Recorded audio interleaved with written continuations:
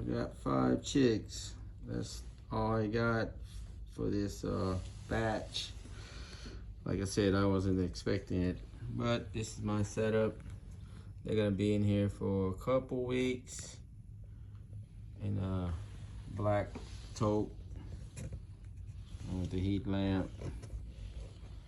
So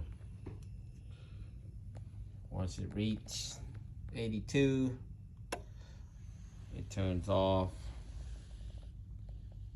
So that is the temp, and they're gonna be all right. And the food is over there. So I got 4 black ones and then 1 white one. Don't know what they're gonna turn out, how they're gonna either male or female. I have no idea yet.